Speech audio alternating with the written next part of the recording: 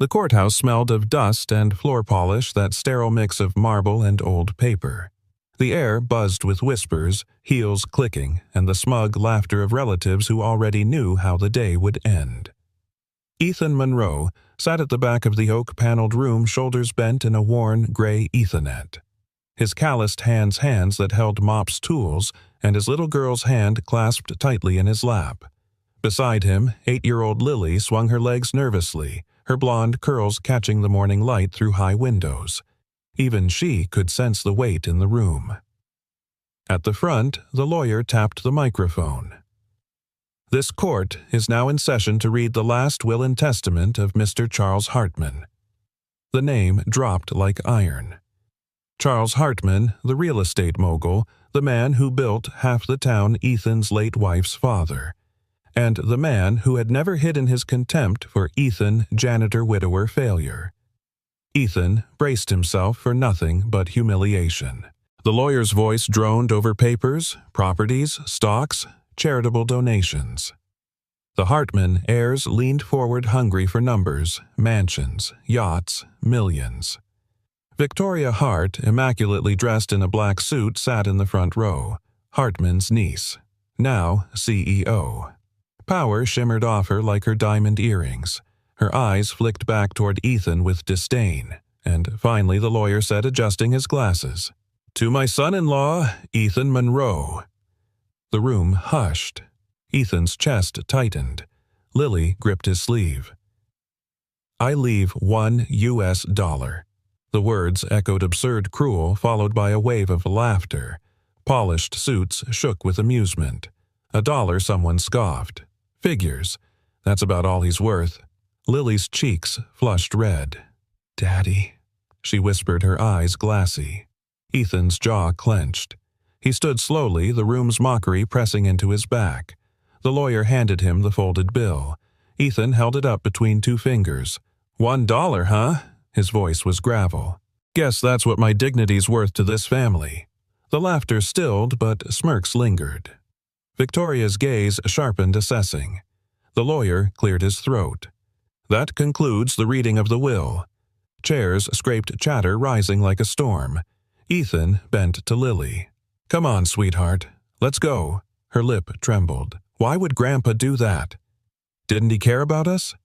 Ethan swallowed hard. He wanted to say the truth, that Charles Hartman had despised him. But instead, he brushed her curls back. Sometimes, he murmured, people don't see what matters until it's too late. They walked past marble pillars and gleaming floors, past Victoria, who stopped him with a cold smile. "Don't take it too hard, Ethan," she said, voice sharp as glass. "Grandfather left legacies to builders, not janitors." Ethan met her eyes. For a flicker, something hard sparked behind his calm. "Funny thing about janitors," he said. "We're good at cleaning up other people's messes." Her smile faltered, just slightly. Outside, sunlight blazed. Ethan and Lily descended the courthouse steps. Reporters swarmed the airs, ignoring the janitor with his little girl. Lily tugged his sleeve. "Daddy, why $1? It doesn't make sense." Ethan knelt, pulling the bill from his pocket. It wasn't crisp. It was old-worn and faintly marked. Across the margin, in faded pen, were the words, "Find the key. Dreams don't die." Ethan's breath caught. For the first time in years, curiosity stirred in his chest. Lily blinked. "What is it?" He tucked the bill back carefully. He forced a smile, though his mind raced. Maybe he said softly, "Your grandpa wasn't finished talking to us." From the courthouse doors, Victoria watched him. She hadn't seen the writing, but she had noticed his hesitation. And in her world, no detail went unnoticed. That night in their cramped apartment, the single bulb hummed over the kitchen table. Lily slept in the next room, her small breaths steady. Ethan unfolded the dollar again, staring at the words until they blurred. "Find the key. Dreams don't die." He rubbed his face. "What the hell did you mean, Charles?" The bill felt heavier than paper had any right to be. Not just spite. Something else. Something unfinished. For the first time in years, Ethan felt it, a flicker of purpose. The alarm buzzed at 5:15 a.m., sharp and merciless. Ethan Monroe rolled out of bed before it rang twice his feet meeting the creaky hardwood of their cramped apartment. He moved quietly, careful not to wake Lily in the next room.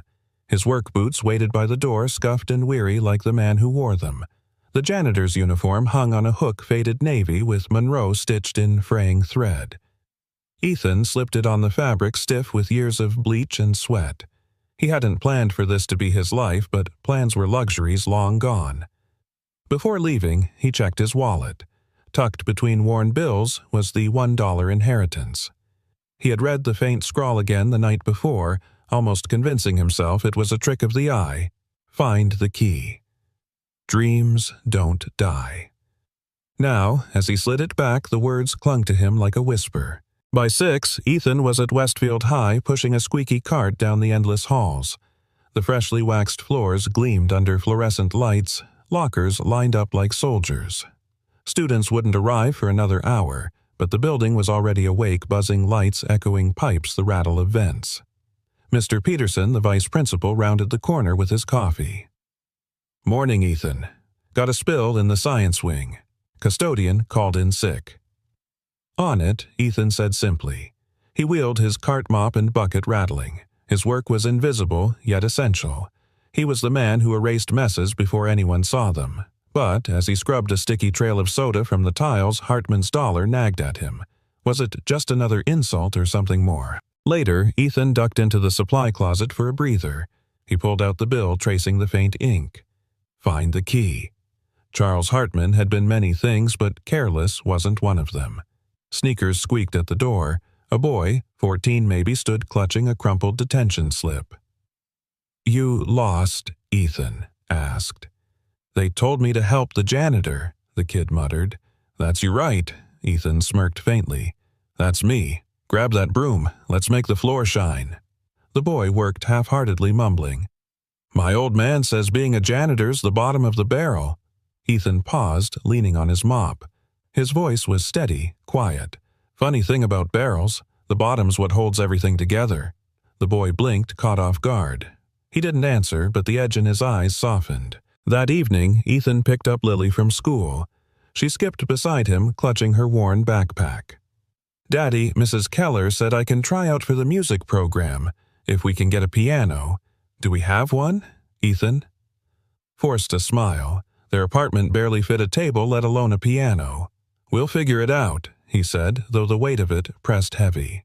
At home, Lily spread homework across the kitchen table. Ethan laid the dollar bill between them like a puzzle. She traced the faded ink with her small finger. "What if it's a code Daddy-like in the movies? Maybe a treasure?" Ethan chuckled, though his chest tightened. "Or maybe it's just an old man's last trick." Lily shook her head firmly. "Grandpa wasn't nice, but Mom always said he kept secrets. Maybe this is one." Ethan's eyes softened at her mention of her mother. For a moment, the kitchen felt full again. Sunday dinners, laughter, and music that no longer played. The next day, curiosity got the better of him. On his lunch break, Ethan walked into the local bank where Hartman had once kept his accounts. The marble lobby was polished and cold, the air perfumed with wealth. Ethan felt out of place in his janitor's uniform, but he stepped up to the teller anyway. "Excuse me," he said, placing the dollar on the counter. "This bill was part of Charles Hartman's estate.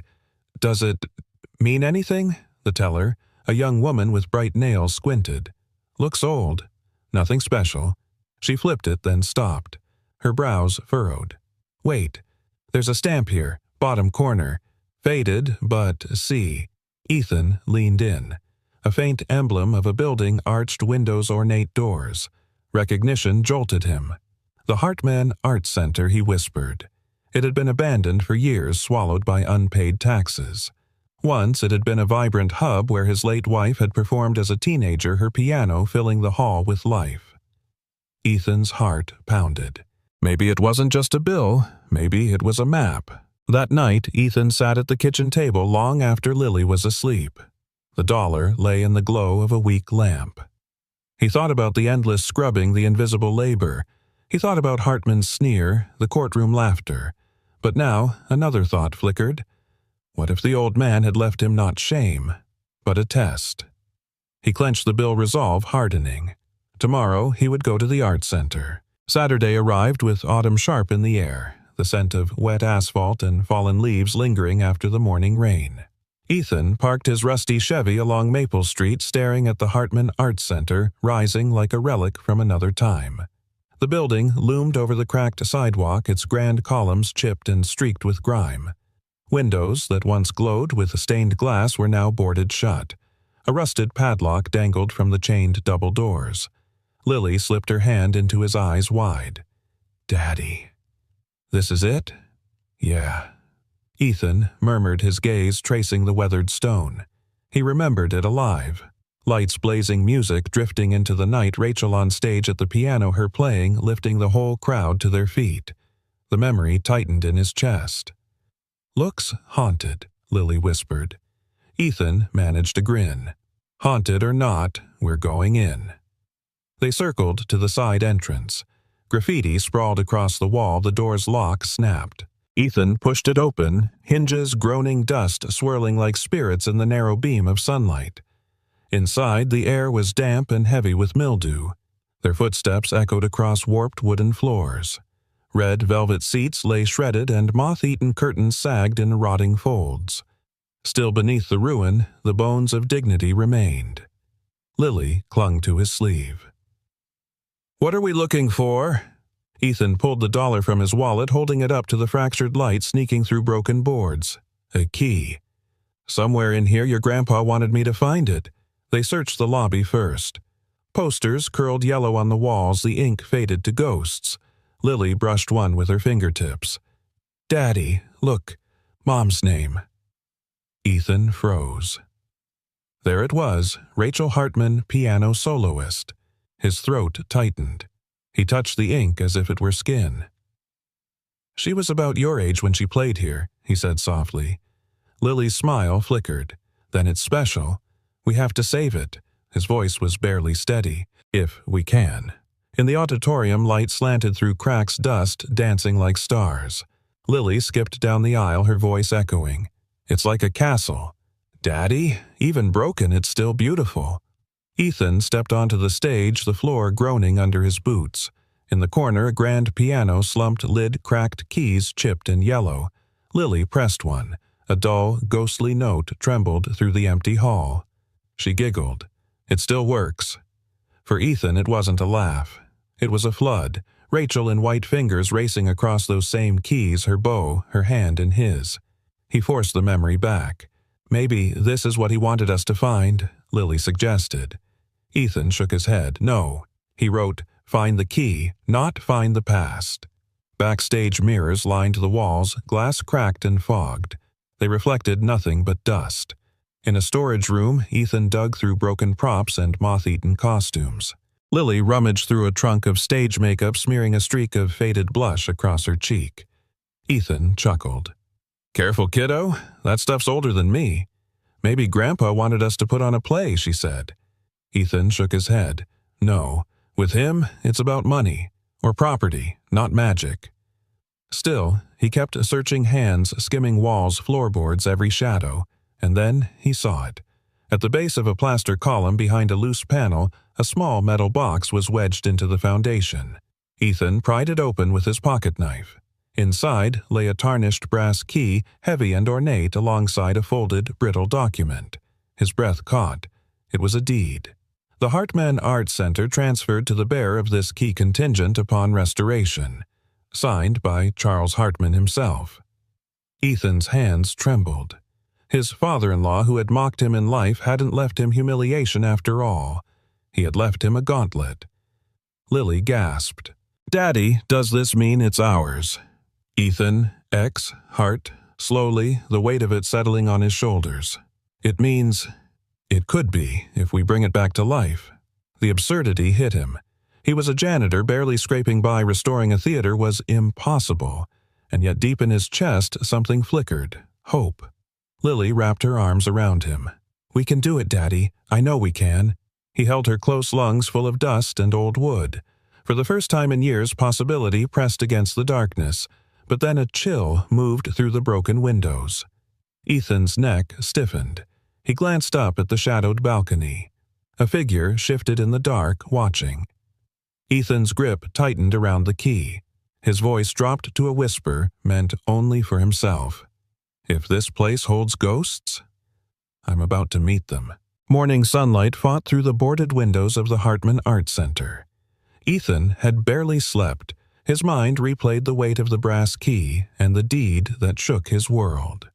On stage, Lily sat cross-legged with her sketchbook drawing chandeliers and velvet curtains as if willing the theater back to life. "Dream big, huh?" Ethan said, leaning against a cracked column, exhaustion etched into his face. Lily grinned. "You taught me that." Before Ethan could reply, the slam of the front doors split the silence. She entered like she owned the ground beneath her heels, Victoria Hart. Tailored charcoal suit, blonde hair in a perfect twist, eyes as sharp as glass. Two men in suits trailed her clipboards in hand. Ethan stiffened. Lily instinctively moved behind him. "Mr. Monroe." Victoria's voice rang across the hall like a verdict. Trespassing already, Ethan squared his shoulders. "This building's deed says otherwise." He raised the folded document, though his fingers shook. Her glance flicked to the paper, then back with a cold smile. "Cute. Did you dig that out of a costume trunk?" Ethan's voice held steady. "Charles Hartman left this to me. He wanted it restored. It's right here." Her laugh was sharp and humorless. "What that says, Mr. Monroe, is fantasy. I'm Charles Hartman's blood. His estate passes through me, and I have the records to prove it." Her assistant handed him a thick folder. Inside overdue tax bills, liens, foreclosure threats. Ethan flipped through page after page, each one heavier than the last. Property taxes unpaid for years. Debt suffocating the name Hartman itself. "You see," Victoria said almost gently, "this isn't a legacy. It's a liability. Millions owed. Structural violations everywhere. The city would rather tear it down than let you sweep its floors." Lily's small voice rose defiant. "But it's beautiful. My mom played here." Victoria blinked, softening for a heartbeat, then steeled herself. "Childhood memories don't pay debts, sweetheart." Ethan dropped to one knee beside Lily, wrapping an arm around her. His jaw tightened. "Maybe not, but community does. Sweat does. Hope does. Things you'll never find on a balance sheet." Her gaze lingered on him, unreadable. Then her tone cut like a blade. "Hope is the currency of the poor. Ideal in reality." Dust hung in the air, heavy as ash. Ethan stood. "Reality is this key." He pulled the brass from his pocket, its weight glinting in the fractured light. "Your father trusted me with it, not you. Maybe he knew money blinded you, but sweat wouldn't. Maybe he knew this place needed someone who still remembered its worth." Her eyes hardened. Her reply was personal venom wrapped in ice. "Don't presume to know my father. He gave you $1. That was his final word on your worth." The words struck like a blow. Lily flinched, clutching Ethan's sleeve. Ethan swallowed hard. "Then why did he leave me this?" The moment cracked truth colliding with pride in the hollow theater. Victoria turned on her heel. "Board it up tighter. I'll have the court settle the deed dispute. Until then, stay out." One of her men pulled a chain from his bag, the metallic clank echoing through the hall.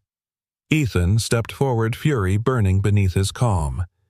"You can bury it in paper, but you can't bury what it meant. This place has a soul, and souls don't burn easy." At the door, the sunlight carved Victoria's silhouette in gold. Her voice echoed back, colder than steel souls burn fastest of all. Then she was gone. The silence that followed was suffocating. Lily buried her face in Ethan's side. "Daddy," she whispered. Ethan stared at the locked doors, the brass key heavy in his palm. His voice came low, steady, almost a vow. "They think they can chain it shut, but they don't know. Some doors don't stay closed." Saturday morning, the street outside the Hartman Art Center was silent. The old building loomed like a wounded giant, its doors chained, its windows blind with dust. Ethan stood on the sidewalk with Lily, a toolbox in one hand and the brass key in the other. The air smelled of rain-soaked pavement. He drew in a long breath. Lily tugged at his sleeve. "Daddy, what if they come back?" The lady in the suit, Ethan, knelt to meet her eyes. "Then we show them we belong here more than she does. Places like this don't get saved by money, they get saved by hands, and ours are all we've got." He slid the key into the lock. For a tense second, it resisted. Then, with a stubborn click, the chain gave way. Dust spilled out like a sigh. The first hours were brutal.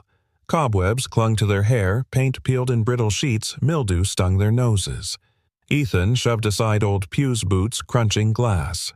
Lily swept with a broom twice her size, determination etched in her small face. By noon, Ethan's shirt clung to his back, his palms raw from splinters. He dropped into a cracked wooden chair, chest heaving. Lily slumped beside him. "It's too big. We can't do it." Ethan looked around the collapsed ceiling. The rotted stage curtains, the gaping holes in the floor. The words nearly left his lips, but then he saw her sketchbook lying open on a stool. The drawing she'd made days ago, chandeliers, blazing seats, filled the stage alive. He tapped the page. "We can. Not alone, but we can." As if the building itself had been listening, the door creaked open. "Ethan." In the doorway stood Mrs. Alvarez, the retired teacher who ran the corner bodega. Behind her, two neighborhood teens, Marcus, all elbows and height, and his cousin Leah Hoodie, spattered with paint. Mrs. Alvarez carried a basket of sandwiches. "Heard you were working in here. Can't save a place on an empty stomach." Ethan blinked. I didn't ask.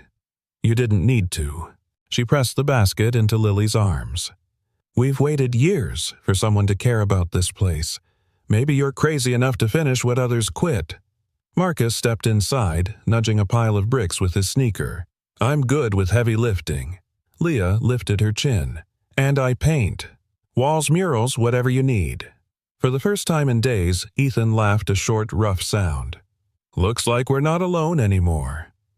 By afternoon, the hall echoed with life.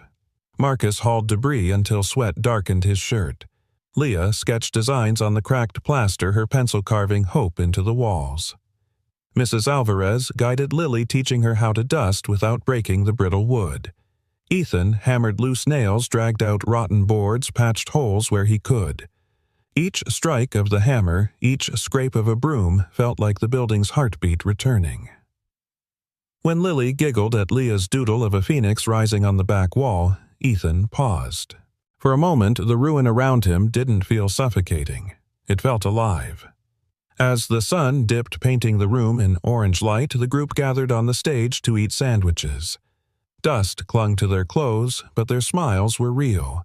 Mrs. Alvarez raised her water bottle. "To Charles Hartman, who gave us art. And to Ethan, foolish enough to think we can bring it back." Laughter rippled through them. Ethan shook his head, embarrassed.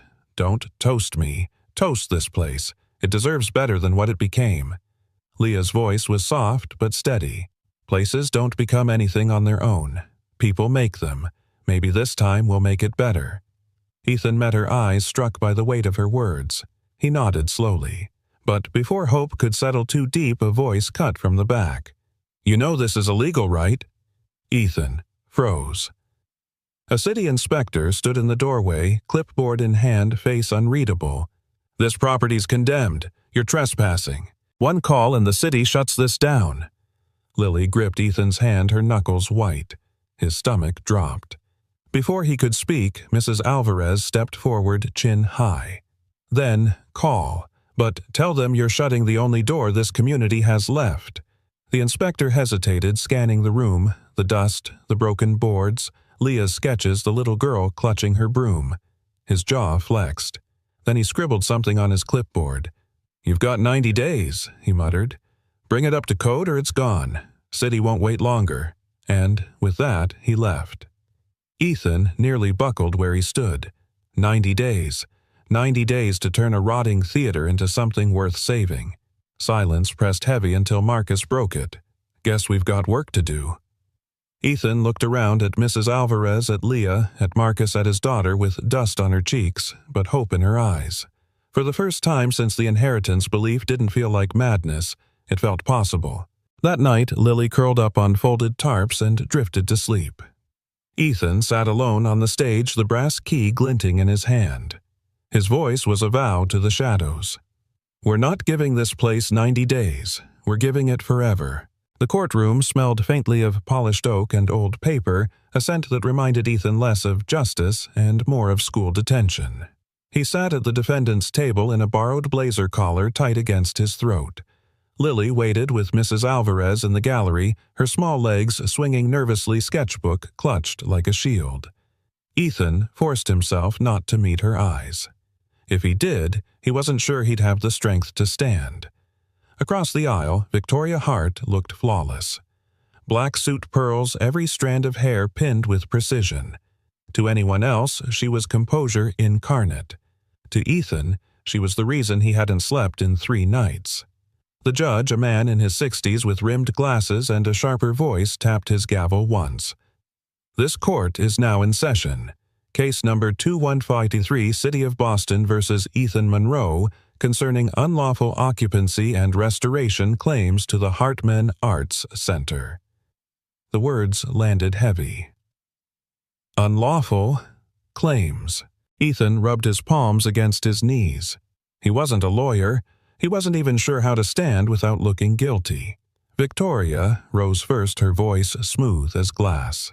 "Your Honor, the Hartman Art Center is condemned property. It has no future. Mr. Monroe has been trespassing, creating liability for the city and risk for the community. My clients, the Hart family, seek rightful control to liquidate the asset and prevent further harm." Every word was a dagger.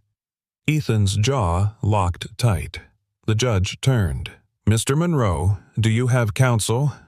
Ethan swallowed. "No, sir. Just me." A ripple went through the room, half pity, half amusement. Victoria's lips twitched like she was suppressing a smile. The judge sighed. "Very well. You may speak." Ethan stood.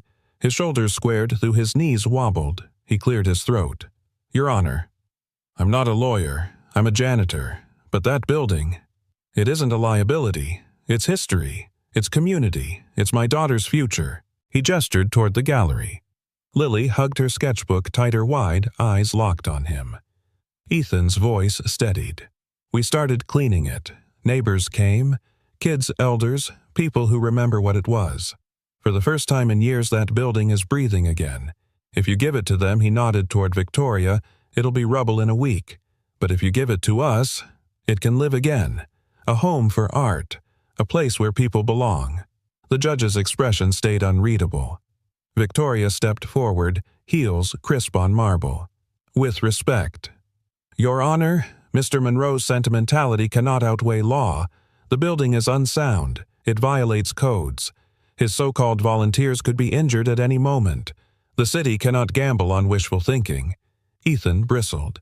"It's not just me wishing." "Enough," the judge cut in. "I've heard both sides." The room froze. Even Lily held her breath. The judge leaned forward. "Mr. Monroe, you are indeed trespassing. However," he let the pause hang until Ethan's chest ached. "This court also recognizes community interest. Therefore, I will grant a conditional order." Ethan blinked. "Conditional. This court has reviewed the city's inspection report and will uphold the conditional order. You have 90 days to bring the building up to minimum code standards, electrical structural fire safety, and will submit progress reports. If at the end of that period the property is deemed safe and viable, the stewardship will remain with you. If not, it will revert to the Hart family for liquidation." Gasps rippled.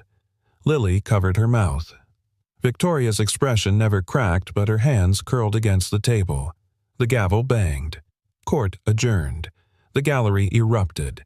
Neighbors clapped Ethan on the back, whispering encouragement.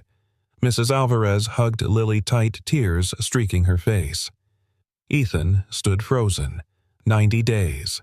A lifeline and a noose. Victoria's heels struck the floor as she approached.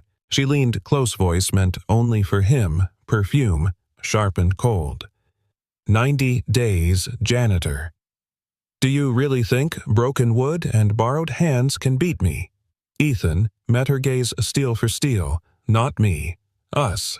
And yes, I do. For the first time, a flicker of doubt crossed her eyes before she masked it. She turned to Lawyer, trailing behind. Ethan went to Lily. She leapt into his arms, clinging tight. "Daddy, we have to do it," she whispered. "We have to make it real." He buried his face in her hair, swallowing hard. "We will, baby, we will." As they stepped out of the courthouse, the city air felt heavier than ever. Cameras flashed reporters closing in. "Mr. Monroe, can you really do this in 90 days? What makes you different from every failed project before? Are you wasting taxpayer money?" Ethan shielded Lily and pushed through. He had no answers yet. Just one truth pounding in his chest like a drum. They had 90 days. In a glass tower across town, Victoria poured herself a drink. Her reflection stared back, sharp and certain. "Let him run himself ragged," she murmured. "When he falls, and he will, the crash will echo loud enough to end him for good." But her hand trembled as she set the glass down. The old art center smelled of plaster dust and mildew, the kind that clung to your throat and reminded you of forgotten basements. Ethan had spent the day tearing out rotten boards with borrowed tools, his palms' raw shirt damp with sweat. The echoes of the courtroom still haunted him. 90 days. As twilight spilled through cracked windows, he leaned against a beam watching Lily on the stage. Crayons lay scattered around her, her blonde hair falling loose from its braid, cheeks smudged with dust. Ethan managed a weary smile. "What are you working on?" "Kiddo." Lily looked up, eyes shining. "A piano. Right here in the middle. So when it's fixed, people can play, and you can, Daddy." His chest tightened. He hadn't touched a piano in years, hadn't let himself. Ethan crouched, brushing a strand of hair from her face. "Sweetheart, pianos cost more than my truck." Lily shook her head and lifted her drawing. "Doesn't matter. Dreams are free." The words struck him deep. Dreams were free, but turning them real cost sweat, and maybe more than he had left to give. That night, after Lily fell asleep on an old blanket, Ethan wandered further into the center. He pushed open a heavy door and froze. An upright piano sat abandoned in the gloom, covered in dust, its wood-scarred one leg propped on bricks. But it was whole. Ethan's breath caught. He brushed the keys. Some stuck, others wailed out of tune, but when he pressed a chord, music, fractured yet alive, rose from within. For the first time in years, he sat down. His hands hovered, then surrendered. Notes of Clair de Lune surfaced, hesitant, broken, but carrying a fragile beauty. Lily stirred and rubbed her eyes. She pushed herself up, blinking in wonder. "Daddy? That's magic." He smiled, sadly, still playing. Not magic, baby girl, just old fingers remembering. Her small hand slipped into his. Together, they leaned into the melody, letting it fill the dusty hall. The heavy doors creaked. Neither of them noticed the figure at the threshold. Victoria Hart stood in the shadows. She hadn't meant to come. After the trial, something gnawed at her. She told herself it was strategy, that she was making sure Monroe wasn't cheating, but deep down it was something else. And now the sight disarmed her. Ethan sweat-streaked coaxing music from a broken piano. Lily, eyes wide, pressed close to him as if the whole world lived inside those notes. For a fleeting moment, Victoria wasn't the CEO, the Hart family's iron fist. She was a little girl again, sneaking out of bed to hear her father play in their Manhattan apartment, before the liquor, before the shouting, before he slipped into silence. A jarring chord pulled her back. She straightened, mask sliding on. She cleared her throat. Ethan's fingers froze. His jaw tightened as he looked up. "What are you doing here?" She stepped forward, heels echoing. "I could ask you the same." "Midnight, trespassing and condemned property. Should I call the inspectors?" Ethan let out a short laugh. "Go ahead. Maybe wait until the song's finished." Her arms crossed, but her eyes flicked to Lily. The girl clutched her sketchbook, glaring at Victoria with unflinching loyalty. For a moment, Victoria's chest pinched. Children saw through armor too easily. Lily's voice cut through the silence. "He's not trespassing. This is ours now. We're fixing it." Victoria opened her mouth, but faltered. She was used to contract statutes' leverage, not the conviction of an 8-year-old. Ethan rose from the bench, brushing the dust from his hands. You came here to see if we're breaking. Truth is, we already are. But broken things can still make music. The words landed hard. Victoria swallowed, forcing her tone flat. 90 days. Don't waste them. She turned heels, striking fast, but Lily's voice followed her. Miss Hart. Victoria paused, hand on the door. When this place is ready, Lily said softly, you should come hear my dad play. For real. Not broken. For once, Victoria had no reply. She left without answering, her heels clicking quicker than usual. Later, Ethan tucked Lily in, brushing the dust from her cheeks. Why'd she look so sad, Daddy? Lily asked, drowsy. He hesitated. Sometimes. People forget what music feels like. Maybe she remembered. Lily yawned and whispered, then we'll remind her. Ethan stared at her, heart aching. Out of the mouths of children, truths adults had long forgotten. The storm rolled in without warning, rain hammering the cracked roof of the arts center like fists against glass. Ethan had been patching leaks with tar paper and nailed shoulders burning from hours of labor. Lily, as always, hovered nearby, clutching her sketchbook as if it were treasure. Daddy, she called, voice bright against the thunder. Look what I drew. Ethan turned just in time to see her foot snag on a loose plank. For a split second, everything slowed, the wide shock in her eyes, the crack of wood, then the fall. Her cry tore through him, followed by a sickening thud. Lily. Ethan scrambled down the ladder, nearly twisting his ankle. She was on the dusty floor, clutching her arm. Tears streaming down her cheeks. A jagged board had splintered beneath her, leaving a deep gash across her forearm. Blood. Too much blood. Ethan's breath hitched. He ripped the flannel sleeve from his shirt, wrapping it tight. His voice shook but stayed firm. It's okay, baby. I've got you. Stay with me. Lily's words came out in gasps. Daddy, it hurts. Ethan scooped her into his arms and bolted into the storm. He didn't care about the tools left behind, the leaks, the 90-day deadline. None of it mattered anymore. At the ER, fluorescent lights hummed overhead. Nurses swarmed, voices clipped and efficient. Ethan stumbled in with mud on his boots and rain-soaked clothes streaked red. Sir, please step back, a nurse ordered, steering Lily's gurney through swinging doors. Ethan froze. Hands still trembling, crimson on his palms. The doors closed and he was left staring at them. Helpless, hollow. Every mistake crashed down, bringing her here, not watching her step, thinking he could save a ruin while raising a child alone. His chest clenched. For the first time in years, Ethan Monroe felt powerless. Ethan. The voice was low, steady, and impossibly out of place in the chaos. Victoria Hart stood at the end of the corridor, her umbrella dripping her suit immaculate despite the storm. Ethan stiffened. What are you doing here? Her gaze held his calm, but softer than usual. The hospital called me. You listed me as Lily's emergency contact.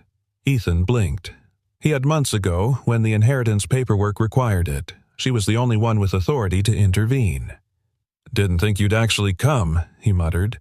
Her eyes flicked to his shaking hands. You look like you're about to collapse. His jaw tightened. I can't afford to collapse. The words hung like a confession. Victoria X. Hart slowly then surprised him by sitting beside him. Not across, not towering. Beside, after an eternity, the doctor appeared. Your daughter's stable. The cut required stitches and she sprained her wrist, but she'll recover. Ethan's knees nearly buckled. Relief surged, chased by guilt. He rushed into the room. Lily lay pale but smiling faintly, her arm bandaged. Daddy, she whispered, you didn't leave. His throat closed. He brushed her hair back gently. Never. Not once. Her eyelids fluttered shut. Sleep carried her away. Outside, Victoria waited. You look like you've been through war, she said quietly. Ethan leaned against the wall, rain still clinging to him. Feels like it, and it's my fault. Her expression softened, something breaking in her polished armor. You can't blame yourself for an accident. His head snapped up. Accident. If I hadn't dragged her into this mess, she'd be safe. Instead, I'm chasing ghosts trying to prove something I barely understand. She deserves a normal life." For once, Victoria didn't argue. Silence stretched. Finally, she spoke, her voice low. "Maybe she doesn't need normal. Maybe she just needs you." The words struck harder than any judgment. They weren't strategy, they were human. Ethan looked away. "I can't do this alone. The court, the repairs, the money, it's more than I can carry." Victoria studied him for a long moment, her usual detachment gone. Then, "Stop trying to carry it alone." By the time Lily was discharged, the storm had eased to drizzle. Ethan carried her carefully every step, weighted with exhaustion and love. Victoria followed, paperwork in hand. At the car, Ethan hesitated. Pride wrestled with gratitude. His voice came rough.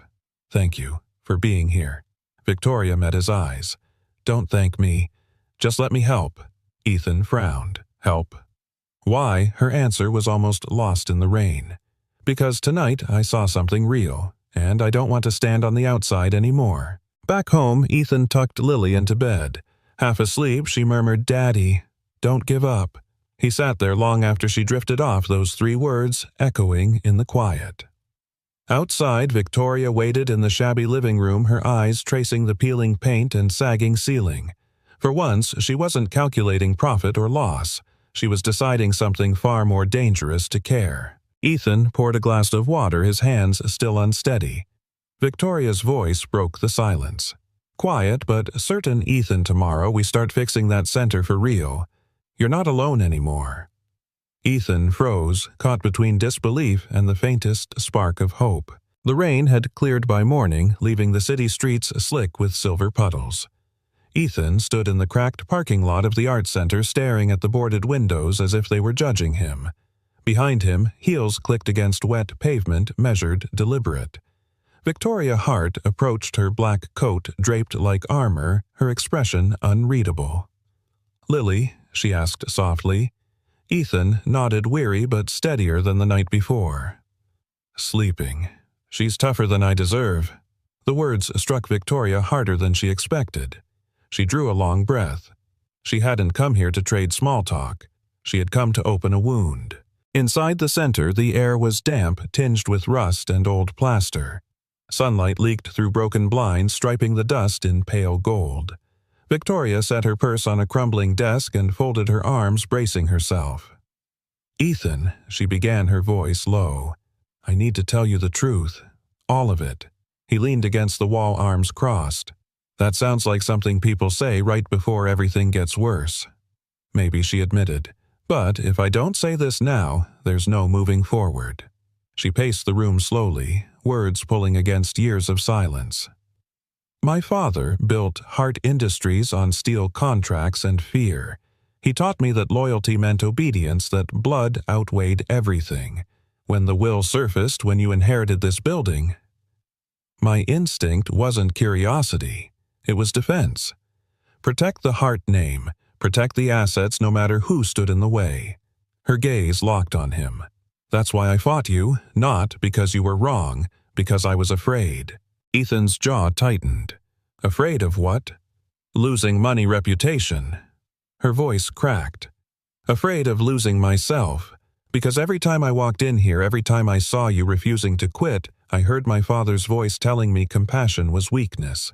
And I realized I didn't believe him anymore." Ethan said nothing. The silence pressed heavy, echoing against the ruined walls. Finally, she forced the words out. "I betrayed you, Ethan. I sat in boardrooms pushing to shut you down, smiled for cameras while lawyers circled like vultures, and all the while a part of me wanted you to win. Because if you won, maybe I wasn't my father's daughter after all." She turned away, ashamed. "That's my confession." Ethan rubbed a hand over his face, pacing. Her words landed like bricks, one after another. "So, you're telling me you were both my enemy and my ally?" he asked. "Yes," she whispered, "and I can't live in that split anymore." His eyes hardened. "Lily nearly got torn apart because of this fight. I can't afford people who stand in 2 worlds." Her throat tightened. "Then let me choose one." Ethan's voice sharpened. "And which one is that?" Victoria stepped closer, trembling despite her composed exterior. "Yours. I choose yours." The words weren't rehearsed, they were raw. Ethan searched her face for a lie, but her eyes shone with something he'd never seen before, surrender not to defeat, but to truth. The silence stretched until Ethan finally asked, his voice low. "Why now? Because yesterday I saw you carry your daughter into that hospital broken, terrified, and still standing," she said.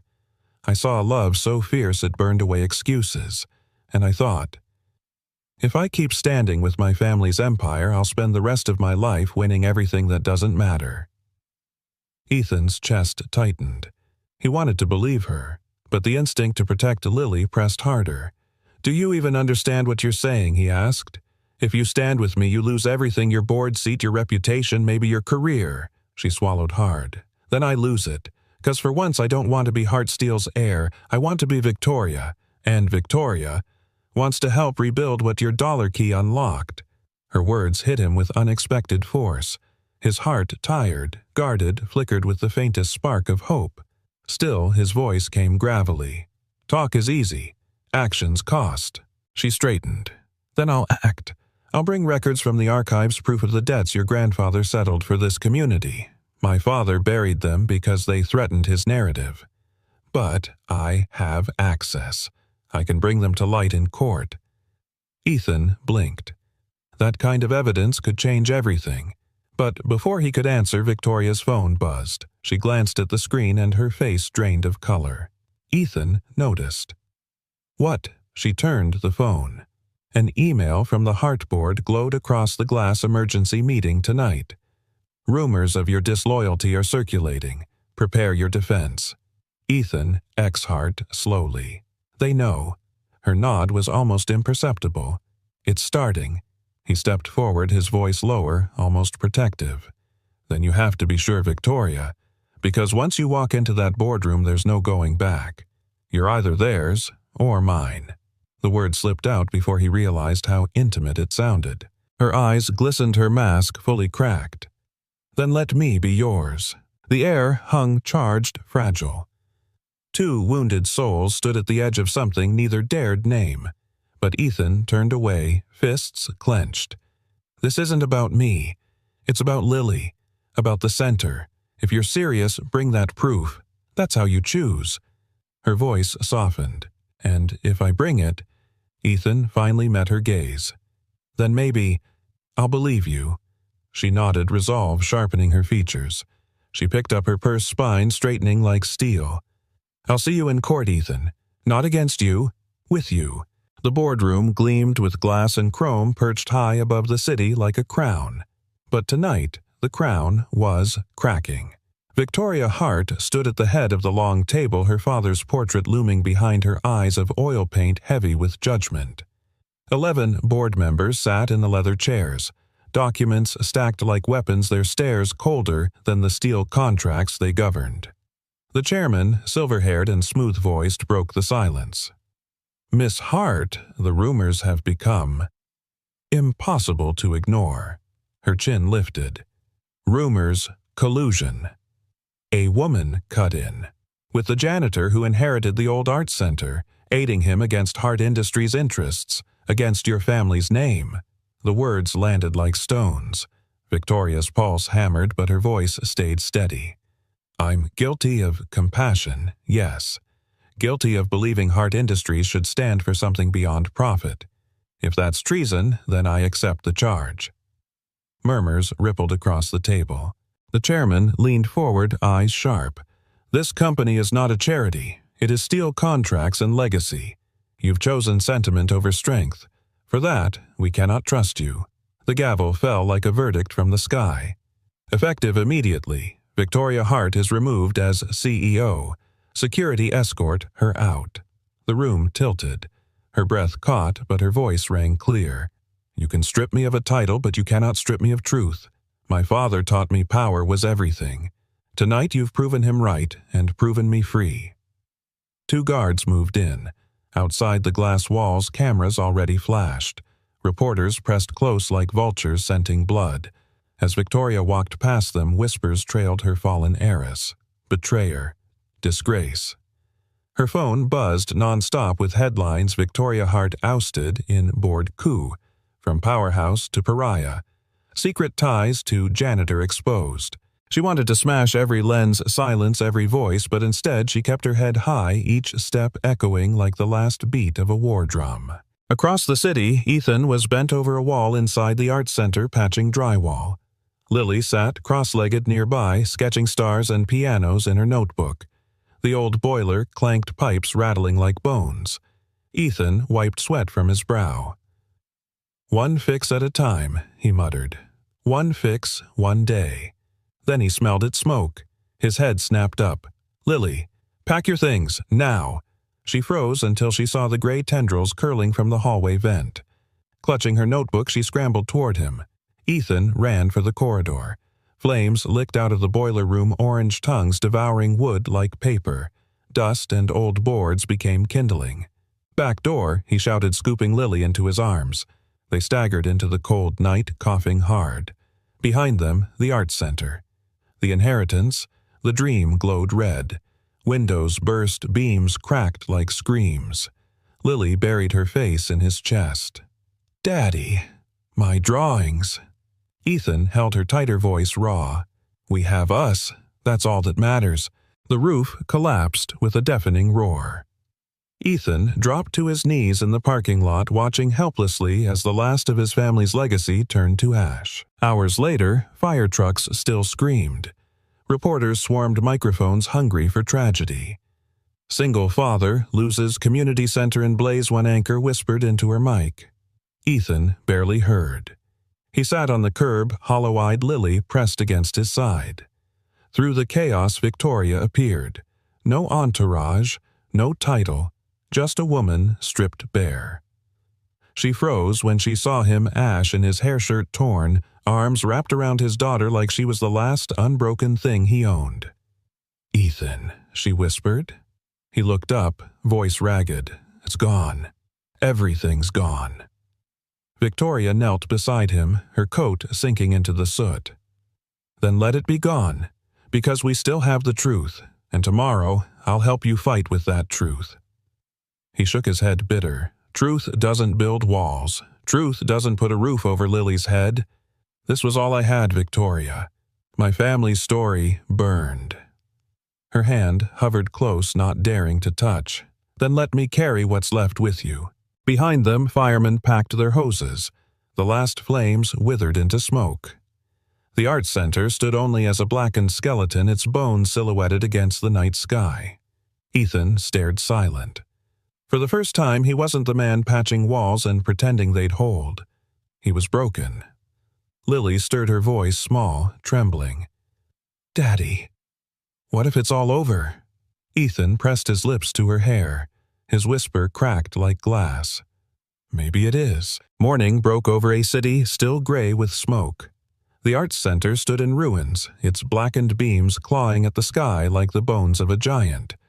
Yellow caution tape fluttered in the breeze, and every step crunched on ash. Ethan Monroe gripped the chain-link fence, his calloused hands white-knuckled around the metal. Lily clung to his sleeve, clutching her sketchbook like a shield. Behind them, neighbors gathered, faces from every corner of the community. The cook from the diner, the retired piano teacher, the kids who used to peek curiously through the boarded windows. They came with casseroles, toolboxes, brushes, and something Ethan thought had burned with the building hope.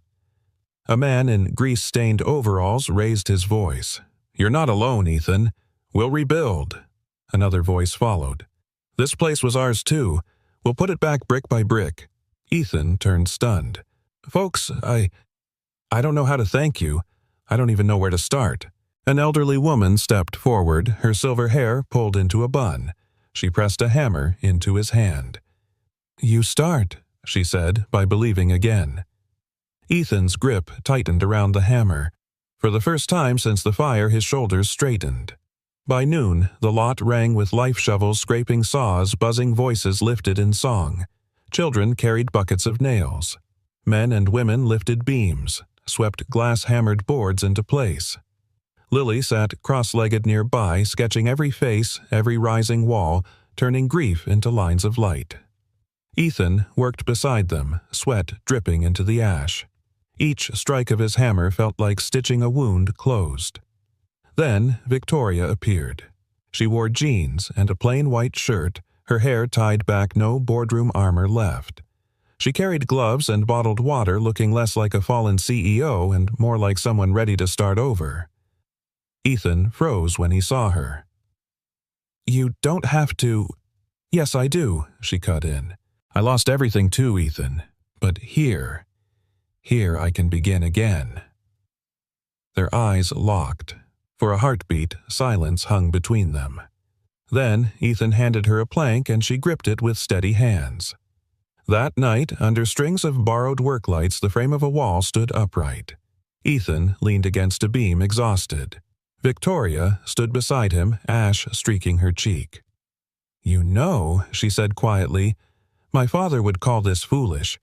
He'd say, 'You can't build dreams with borrowed nails.'" Ethan glanced at the glowing wall. "Maybe not, but you can build them with borrowed hearts." 2 days later, the courtroom was full. The fire had forced an emergency hearing on ownership and liability. Hart Industries lawyers claimed the blaze proved the center was unsafe and should revert to corporate control. Ethan sat at the defendant's table, his shirt clean, but his hands still raw. Victoria sat beside him, not as CEO, not as adversary, but as an ally. The judge's tone was skeptical. "Mr. Monroe, Hart Industries argues you've squandered your inheritance. Why should this court allow you further claim?" Ethan rose his voice low but firm. "Because the center isn't just property, Your Honor, it's people, and I can prove it." At his signal, the courtroom doors opened. Dozens of neighbors filed in, mechanics, teachers, children, each holding sketches Lily had drawn. Hands building walls, faces working together, flames turning into light. Gasps rippled through the room. The judge leaned forward, studying the drawings. Ethan continued. "The fire took the walls, but not the spirit. The community is already rebuilding. That's proof enough that this place matters." The Hart attorney scoffed. "Sentiment has no place in law." Victoria stood, her voice sharp as steel. "Then let's talk law. I have documents." She placed a folder on the bench, records she'd unearthed from Hart Industries archives. They showed the company had siphoned maintenance funds from the Arts Center for years, deliberately letting it rot to justify selling the land. The courtroom erupted. The judge's gavel cracked against the wood. Ethan turned to her, stunned. "You had," this Victoria's eyes met his. "I had nothing left to lose except the truth." By the end of the hearing, the judge's ruling rang out clear. Given evidence of corporate negligence and overwhelming community investment, this court recognizes the Monroe inheritance as valid. Mr. Ethan Monroe, you have 90 days to present a restored center. Until then, Hart Industries has no claim. Applause thundered through the room. Ethan sank into his chair as Lily threw her arms around him. Victoria sat quietly, her expression caught between exhaustion and relief. That evening, the rebuilt frame of the center stood taller, glowing in the sunset. Ethan and Victoria walked through the skeletal halls, Lily skipping ahead. Ethan stopped staring at the beams catching firelight. "I thought I'd lost it all." "So did I," Victoria whispered. He looked at her. Maybe losing everything was the only way to find what really matters. Silence stretched between them, warm and fragile. Then Victoria breathed, "Ethan, maybe this isn't just about the center anymore." He held her gaze, the weight of ash and fire between them, but something else, something rising. The air inside the newly rebuilt Arts Center thrummed with life. Strings of warm lights stretched across exposed beams, casting a golden glow on fresh-painted walls. The faint scent of sawdust lingered beneath the perfume of flowers arranged on stage. For months, this place had been nothing but charred beams and broken glass. Tonight, it breathed again. Ethan stood near the back, tugging at the collar of his cleanest shirt, his rough hands trembling. Lily tugged on his sleeve, her blue dress swaying as she beamed up at him. "Daddy," she whispered. "It looks like magic." Ethan swallowed hard. "It looks like home." The hall filled quickly. Neighbors, teachers, the mechanic from the corner shop, children who once only peeked shyly through cracked doors. Every seat carried someone who had hammered, painted, or lifted a plank. This wasn't just an opening night. It was proof that loss could be reborn as light. At center stage sat a black piano rescued from storage and polished until it gleamed like moonlit water. Lily's eyes widened at the sight. Victoria slipped in beside Ethan. No sharp suits, no boardroom armor, just jeans, a simple black blouse, her hair loose. Her voice was hushed but steady. "Do you see what you've done, Ethan? This place isn't just rebuilt. It's alive." He shook his head, voice breaking. "I didn't do this alone. I just kept showing up." Her lips curved. "Sometimes that's all it takes, the courage to keep showing up." The lights dimmed. The crowd hushed. Ethan led Lily to the stage, steadying her small hand. She climbed onto the bench, feet dangling, sketchbook open beside her, a ritual she never skipped. Ethan bent close. "Play what's in here," he said, tapping the book. Lily nodded, touched the keys, and let the first notes bloom, hesitant, trembling, then stronger. Music rose like sunrise after endless night. Fragile at first, then warm and insistent. The melody held sketches of grief, but also sparks of hope. Every face leaned forward. Victoria's throat tightened. Watching Lily play felt like watching a wound heal in real time. She glanced at Ethan, who stood tall by the piano, his eyes wet but unflinching. Lily's fingers carried the story of fire and ash hammers and hope ending in chords stitched with something new: love. When she finished, silence hung like a held breath. Then applause thundered, filling every corner of the hall. Lily turned, whispering, "Did I do okay?" Ethan crouched, pulling her into his arms. "Baby, you didn't just play. You gave us all something to believe in again." The night flowed with performances, children reading poems, an old woman coaxing hymns from a violin, neighbors lifting their voices in song. Yet Lily's music lingered like an ember, glowing long after the flame. Later, when the hall emptied, Ethan and Victoria walked through quiet corridors. The floorboards creaked softly, echoes of laughter and music still in the air. Ethan brushed his hand along a wall. "For the first time in years, I'm not afraid of tomorrow." Victoria's voice trembled. "And for the first time, I want one." He turned toward her, this woman who had once been his rival, then his ally, and now something more. "We lost everything, Victoria. Maybe that's how we found each other." She didn't answer with words. Instead, she reached for his hand. Their fingers intertwined, not in desperation, but in certainty. Lily came skipping down the hallway, her sketchbook in hand. "Daddy, look." She held up a drawing, the art center glowing like a lantern. People gathered inside. In the middle stood a man, a woman, and a little girl holding hands. Ethan's breath caught. He glanced at Victoria, who blinked quickly, lips trembling. "You think this is how it really looks?" Lily asked. Ethan knelt, brushing hair from her eyes. "No, sweetheart." He glanced at Victoria, then back at his daughter. "This is how it feels." Weeks later, the Arts Center's dedication drew the whole community.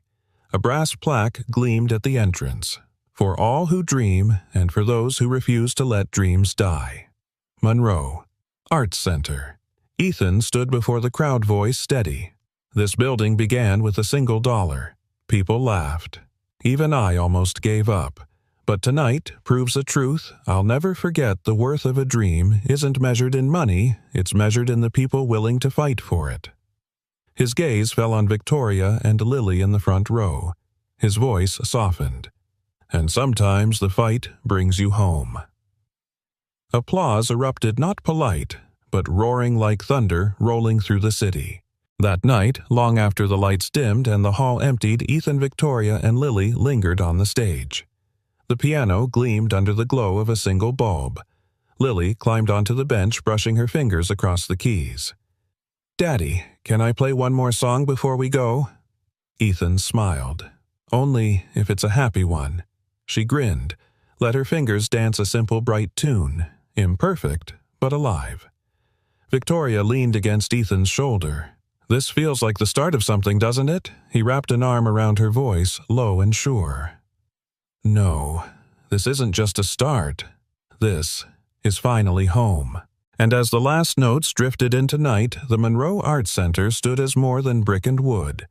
It was a heartbeat, a promise, and a home for dreams born from ash, rebuilt by love, destined to shine long after the hammers fell silent. And so, a single dollar turned into something far greater than anyone imagined, a home for dreams rebuilt not with wealth, but with love, courage, and hope. Now, I'd love to hear from you. Where are you listening from tonight? Share your thoughts in the comments. I read every single one. If this story touched your heart, please make sure to subscribe so you won't miss the next journey we'll take together. Thank you truly for spending your precious time with me. Until next time, keep believing, keep dreaming, and keep the light alive.